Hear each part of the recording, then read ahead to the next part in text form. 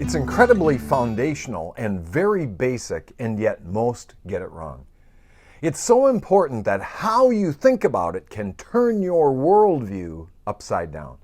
In fact, it's one of the great misconceptions of life and one of hell's great delusions. The average guy on the street will get it wrong almost 100% of the time, and many religious people fail the test too. Worst of all, the devil loves it because it creates a false sense of security in those who shouldn't be content where they are at.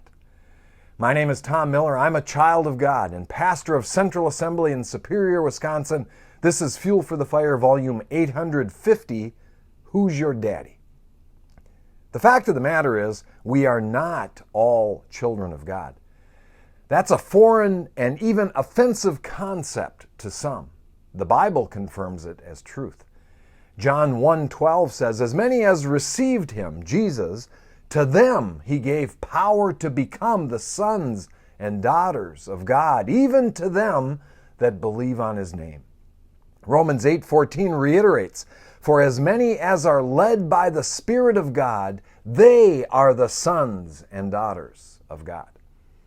Those verses say you are a child of God if you receive Jesus and if you are led by the Spirit of God. On the flip side, in John 8:44, Jesus told the religious guys of the day, "You are of your father, the devil." Jesus does not seem to ascribe to the idea that everyone is a child of God. He believes in the spirit of adoption. Jesus teaches that if you love him and receive him as Lord and Savior, you are adopted into the family of God. You become a child of God.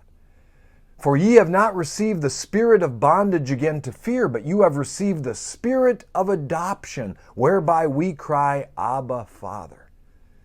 And get this, an adopted child receives all the legal rights of a biological child. In the same way, Romans 8:17 says, "If we are children, then we are heirs, heirs of God, and joint heirs with Christ." But the question remains, who's your daddy? Have you received Jesus? Are you led by the Spirit of God? If so, you are adopted into the family. You have become a child of God, and if children, then heirs.